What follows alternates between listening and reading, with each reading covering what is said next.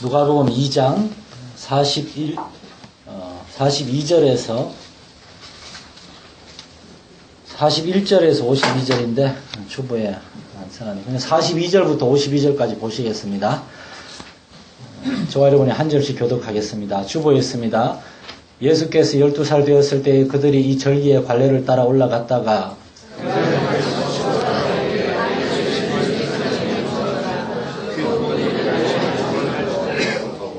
동행 중에 있는 줄로 생각하고 하루길을 간 후 친족과 아는 자 중에서 찾되 사루에 성전에서 만난즉 그가 선생들 중에 앉아서 그들에게 듣기도 하시며 묻기도 하시니 그의 부모가 보고 놀라며 그의 어머니는 이르되 아이야 어찌하여 우리에게 이렇게 하였느냐 보라 내 아버지와 내가 근심하여 너를 찾았노라.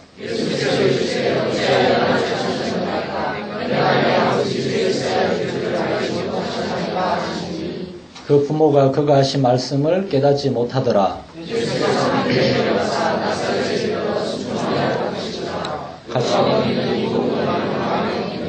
같이 읽겠습니다. 예수는 지혜와 기가 자라가며 하나님과 사람에게 더욱 사랑스러워하시더라. 아멘. 이 영광스러운 이 설교의 시간에 무슨 얘기를 할까 거의 한 달 가까이 막 이것저것 그냥 엄청난 설교를 준비하다가 정신을 차리고 이 가정의 달, 특별히 교회 교육과 관련해서 특별히 대부분이 다 학부모들이시니까 어린이 교육과 학생 교육, 교회 학교의 교육에 대해서 잠깐 우리 말씀을 좀 참고해 보겠습니다.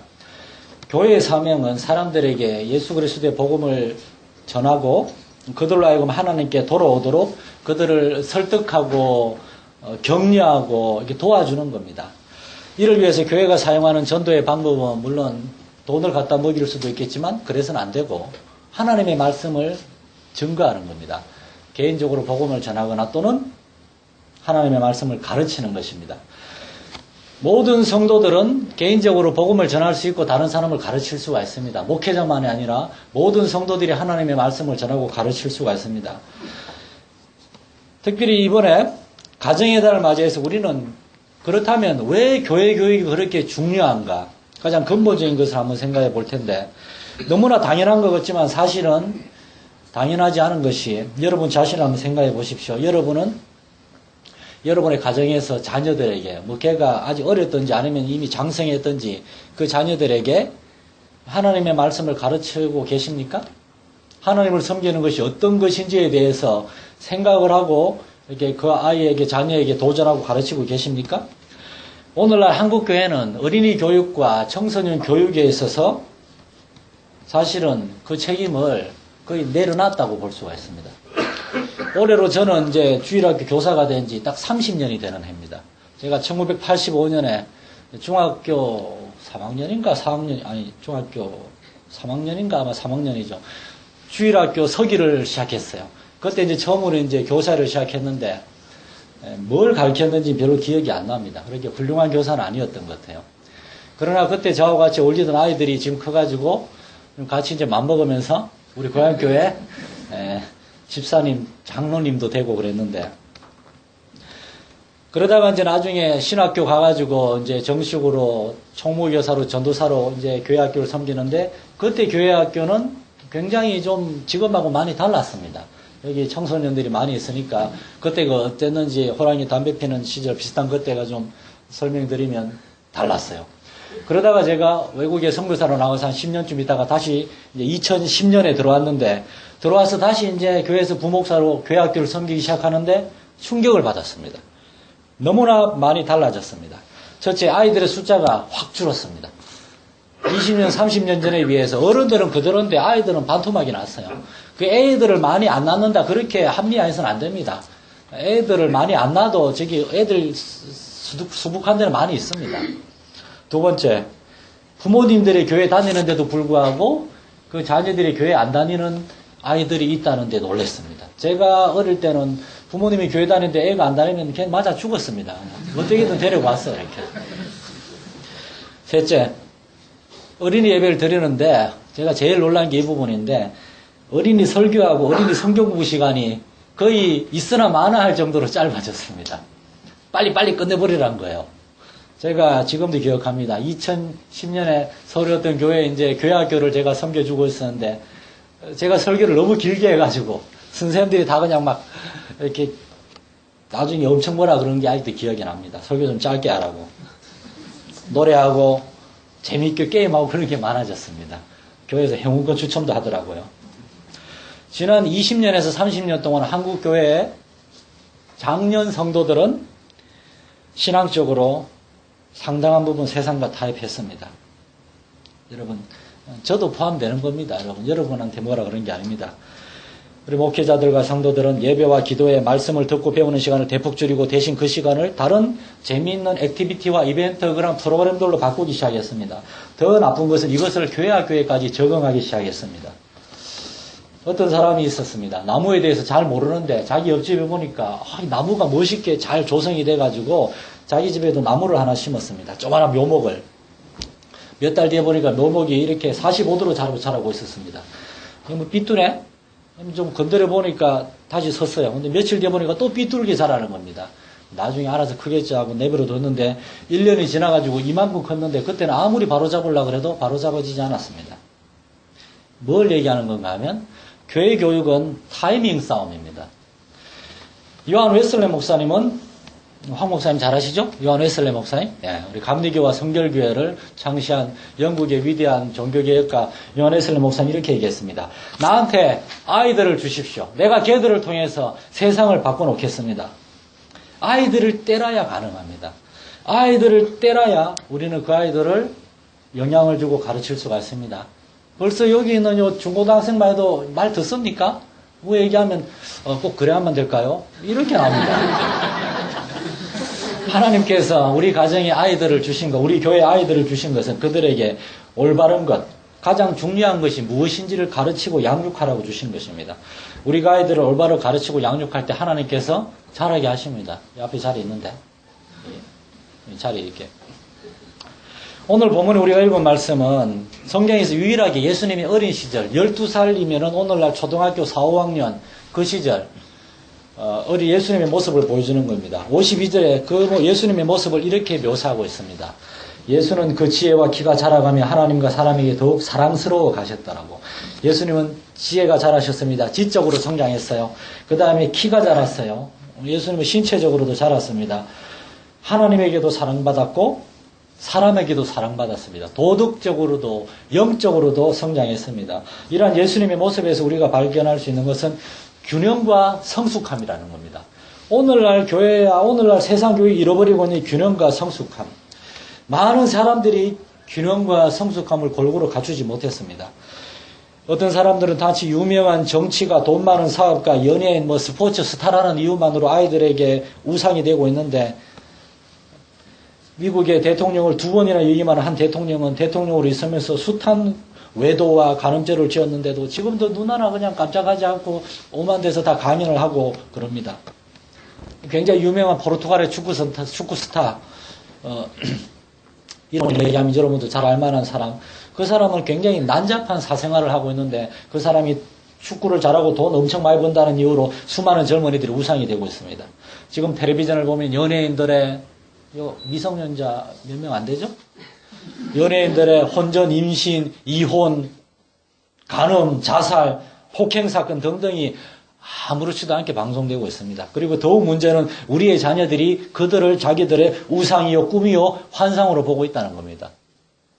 교회 교육의 목적은 이런 잘못된 현실에서 잘못된 환상을 쫓아가는 아이들의 눈을 떠여주고 예수님을 보여주는 겁니다. 우리가 본받아야 될 유일한 분이 예수님이라는 거를. 두 번째로 걔들한테 하나님 아버지 앞에서 참된 경건과 참된 믿음이 무엇인지를 우리의 삶으로 보여줘야 되는 겁니다. 이렇게 해서 우리는 아이들을 예수님처럼 지혜와 키가 자라가며 하나님과 사람에게 사랑받는 사람으로 키워야 되는데 문제는 어떻게 하면 그렇게 할 수 있냐 이겁니다. 어떻게 하면 우리의 아이들을, 우리의 자녀들을, 우리 교회 학생들과 청년들을 그러한 예수님과 같은 인물로 키울 수가 있을까? 이것이 우리의 간절한 소원이고 기도의 제목일 겁니다. 43절에 보면 예수님과 제자, 가족들이 12살 된 예수님의 부모님이 성전을 올렸다가 내려가는데 그날들을 마치고 돌아갈 때에 아이 예수는 예루살렘에 머무셨더라. 이렇게 되어 있습니다. 그리고 그 부모는 이를 알지 못하고 동행 중에 있는 줄로 생각하고 하루길을 간 후에 이제 알게 됐습니다. 대단한 부모님입니다. 어떻게 아이를 잃어버리고 하루가 지나도록 12살짜리를.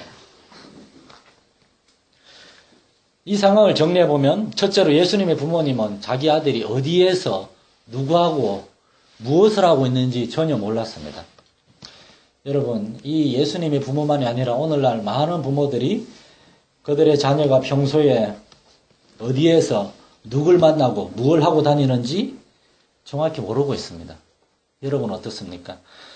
어떤 면에서 오늘날 부모들은 별로 알려고 하지 않는 것 같습니다. 학교에 맡겨놨으니까 그냥 잘해주겠지. 용돈 주고 학교 보내고.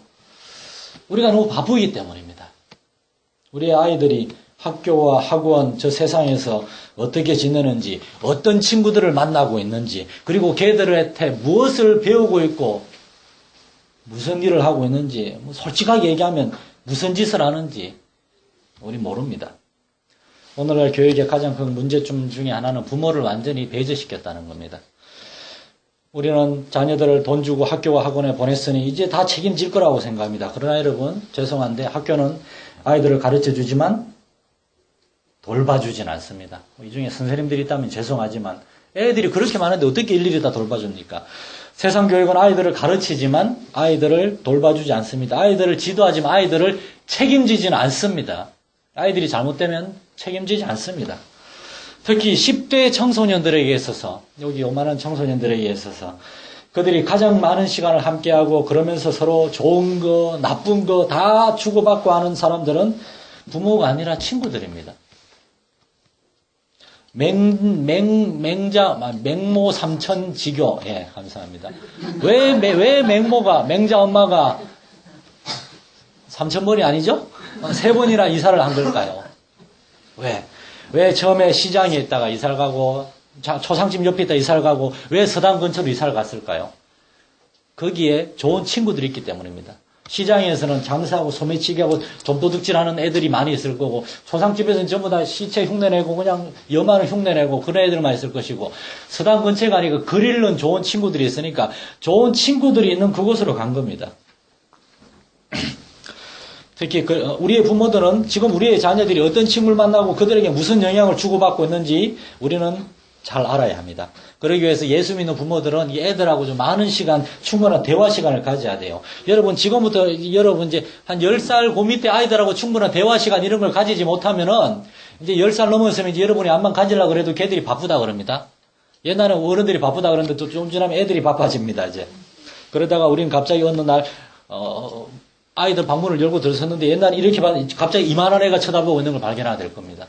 확 커버려가지고 목소리도 변했어요. 아이들에게 가장 중요한 시간, 아이들이 아직 초등학교, 중학교, 고등학교, 아직은 우리의 영향권 안에 있고 아직은 우리의 돌봄을 받고 있을 그때에 우리의 부모님들은 아이들의 옆에 있어줘야 됩니다. 아이들이 가장 슬퍼하고 힘들어할 때 야, 이거 한 대 피면 괜찮아져. 담배 권하는 친구가 아니라 부모님들이 옆에 있어줘야 됩니다. 아이들이 힘들어하는 걸 친구가 아니라 부모님들이 가장 먼저 알아차려야 합니다. 그들이 방에 들어박혀 울고 있을 때 부모님들이 야, 너 게임하지? 이렇게 얘기해서는 안 되고 우리 아이들이 뭐 때문에 이렇게 주눅들고 힘들어하는지 부모님들이 먼저 알기 위해서 아이들과 우리는 충분한 시간을 가져야 됩니다. 예수님의 부모들은 예수님을 잊어버린 사실도 모르고 한참이나 지났습니다. 두 번째로 예수님의 부모님은 3일이나 지나서야 예수님을 만났어요. 3일. 3이라는 숫자에 특별한 의미를 부여하고 싶진 않지만 성경에서 3은 굉장히 중요한 의미가 있습니다. 성경에서 3은 완전한 수입니다. 어떤 하나의 중요한 일이 이루어지는 겁니다. 성부, 성자, 성령 하나님이 삼위일체 하나님이고 예수님은 십자가에 돌아가신 후에 3일 만에 부활하셨습니다. 예수님이 부모가 3일 동안 아들을 잃어버렸습니다. 그 3일 동안 아들을 보지 못했어요. 그동안 예수님은 무엇을 하고 있었고 예수님에게 무슨 일이 일어났습니까? 첫째로 예수님은 성전에 있었습니다. 46절, 47절에 보면 예수님이 사흘 후에 부모님이 성전에서 예수님을 만났다고 돼 있어요. 사흘 후에.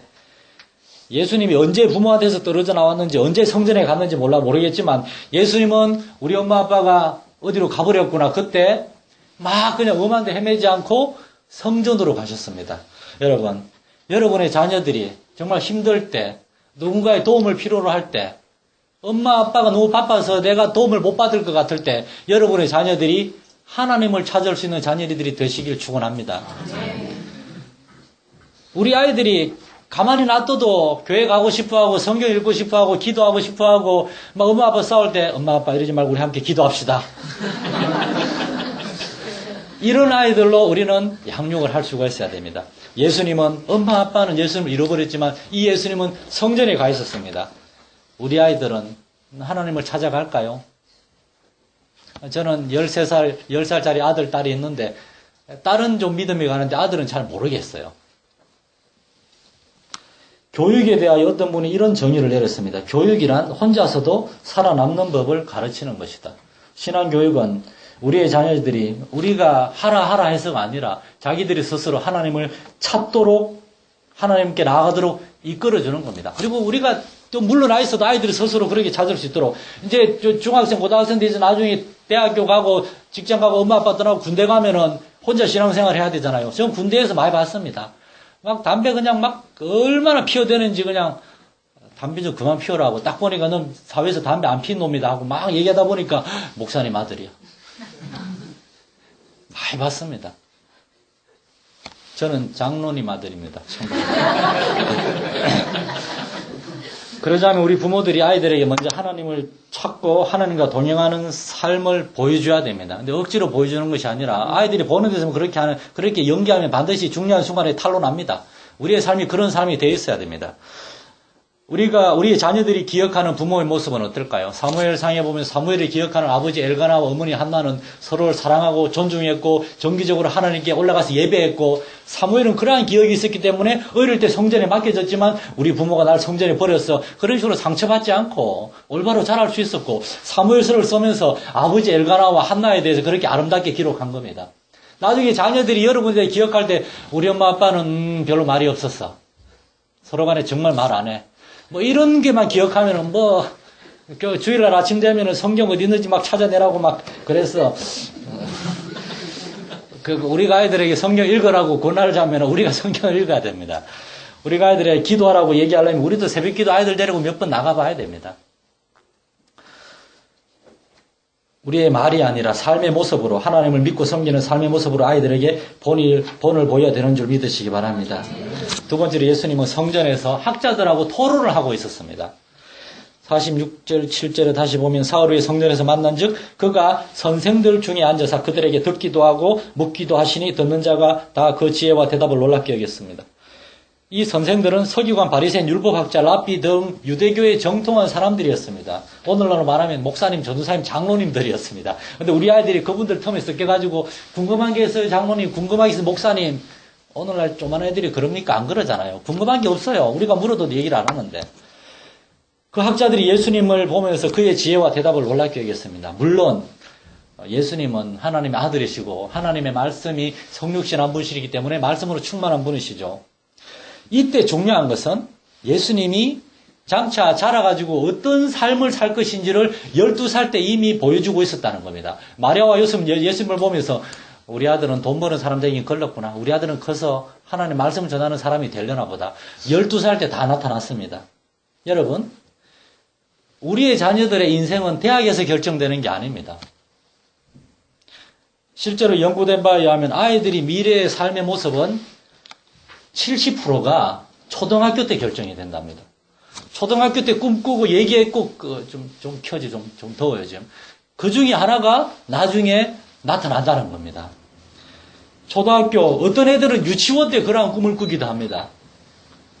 초등학교, 중학교, 고등학교에 자라면서는 그 이전에 이미 자기가 꿈꾸고 생각했던 것들, 근데 자기도 몰라요. 그냥 어릴 때 그거는 5살짜리가 나는 그래서 반드시 대통령이 돼서 남북 평화통일 이룰 거야. 이런 애 없습니다. 그러나 5살짜리가 난 커서 텔레비에 나오는 대통령 아저씨 보면서 나도 저렇게 될 거야. 막연하게라도 그렇게 생각하면서 그게 마음에 자리 잡히면은 이제 그 이후에 초중고 자라면서 그 결정된 방향으로 흘러가는 겁니다.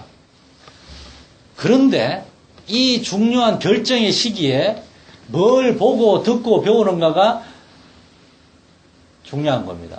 텔레비에서 연예인만 계속 보고 있으면 얘 뭘 꿈꾸겠습니까? 나도 거기서 춤출 거야. 나도 저렇게 날씬 한번 보여줄 거야. 그렇게 되는 겁니다. 아이들이 어려서부터 하나님을 바로 알고 거룩하고 진실한 이 하나님의 말씀의 가르침을 풍성하게 받고 그 영향을 받으면은 다시 말해서 그 지혜와 키가 자라가면 하나님한테 사람에게 사랑받는 그러한 사람으로 자라게 되는 겁니다. 아이는 자기는 모르지만 하나님이 주신 마음의 어떤 마음 깊숙한 곳에 아이들이 아직 어리기 때문에 설명을 못하기 때문에 깨닫지 못하지만 어떤 분명한 꿈이 마음 깊숙한 곳에 자리 잡고 커가면서 그쪽으로 자꾸 관심이 갑니다. 여러분 아이들 가만히 관찰해 보세요. 아이들은 모든 걸 잘하는 그런 애들은 별로 없습니다. 그건 특이한 애들입니다. 걔들은 그렇게 정상은 아니에요. 대개 아이들은 어떤 한 분야에 유독 그걸 좋아하고 그걸 즐거워하고 그거 시켜놓으면 시간 갈 줄 몰라요. 근데 국어 풀라 그러면은 1시간 걸려서 3문제 가지고 씨름하기도 하고 한쪽으로 이렇게 아이들이 즐거워하고 유독 잘 외우고 잘 익히고 두각을 드러내는 것이 있습니다. 우리 부모님들이 그걸 볼 만큼 여유가 없어요. 너무나 바빠서. 그런데 이 중요한 시기에 나쁜 세속문화 매체 그리고 뭐 친구들이 다 나쁜 건 아니지만은 고약한 세상 친구들과 너무 가까이 하다 보면 아이들은 그쪽 방향으로 합니다. 요즘 일부 학생들이 그 주의력 결핍증 그러면서 ADHD 그러면서 뭐에도 관심이 없어요. 공부에도 관심이 없어서 별로 놀지도 않아. 놀이동산 가자 그래도 싫어해요. 집에서 퍼즐 앉아가지고 리모컨만 잡고 사는 아이들. 왜 공부해야 되는지도 모르겠고 왜 학교 가는지도 모르겠고 얘들이 말은 안 해서 그렇지 사실은 전 왜 사는지도 모르겠어요. 그런 애들이 있다는 겁니다.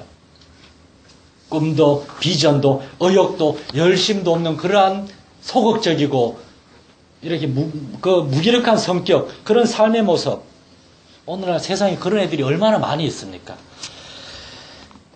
1800년대 말에 우리나라에 처음 들어온 감리교 선교사님, 장로교 선교사님들의 나이는 25살에서 30살 사이의 젊은 분들이었습니다. 그들은 대학을 졸업하고 군대를 가지 않으니까 바로 아내와 함께 신혼여행을 한국으로 온 사람도 있습니다. 존 헤론 선교사는 서울의 양화진 외국인 공동묘지에 제일 처음으로 묻힌 분인데 우리나라에 왔을 때 27살이었습니다. 장로교 최초 선교사로 우리나라에 온 언더우드 선교사는 26살. 아펜젤러 선교사는 제가 알기로 27살이었습니다. 정확히 이제 모르겠는데 이 사람들은 20대 중후반에 세계 선교를 위하여 자신을 하나님께 드리기로 한 큰 결정을 내리고 그러한 삶을 살았습니다. 우리의 질문은 이겁니다. 그들은 어쩜 그렇게 성숙할 수가 있었는가 하는 겁니다. 그리고 오늘날 우리와 우리의 자녀들은 왜 그만큼 성숙하지 못한가? 왜냐하면 어떤 면에서 우리는 우리 인생의 가장 중요한 3일 우리 인생의 가장 중요한 하나님의 말씀을 듣고 배워야 되는 어린이와 청소년기의 시기를 제대로 보내지 못했기 때문 아닐까요? 그리고 그 1차적인 책임은 바로 우리 부모님들과 우리 교회에 있습니다. 예수님의 부모처럼 우리가 아이들을 가장 중요한 시기에 잃어버린 걸지도 모릅니다. 그렇다면 우리는 무엇을 어떻게 하면 할까요? 어떻게 하면 아이들에게 가장 중요한 시기에 우리가 아이들에게 가장 중요한 것을 가르쳐 줄 수가 있을까요? 어떻게 하면 아이들을 예수님처럼 지혜와 키가 자라가고 하나님과 사람에게 사랑받는 그러한 균형과 성숙함을 지닌 하나님의 사랑으로 키울 수 있을까요? 48절 49절에 보면 그 답이 나옵니다.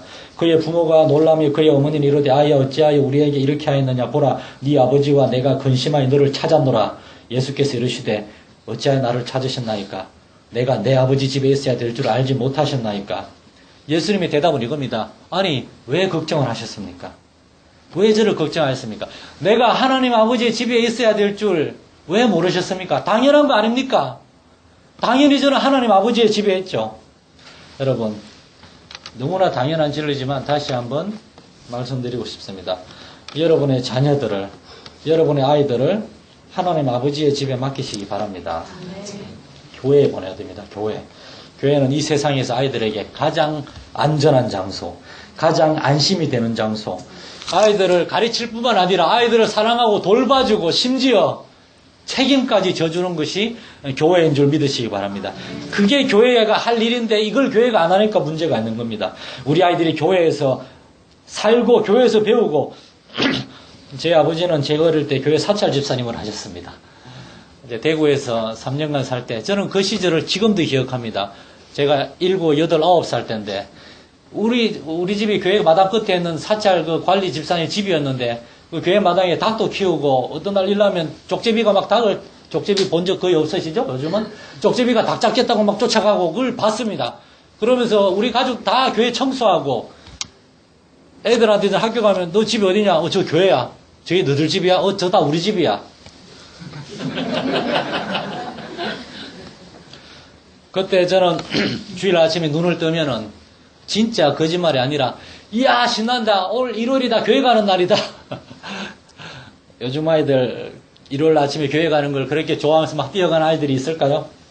그때 주일학교는 아이들에게 있어서 가장 신나는 놀이터였습니다. 예배 시간 내내 뭐 설교도 듣지만, 근데 놀라운 것은 제가 그때 들었던 설교들을 아직도 기억하고 있다는 거예요. 그 설교자들은 전도사님, 목사님이 아니었어요. 장로님, 집사님들이었어요.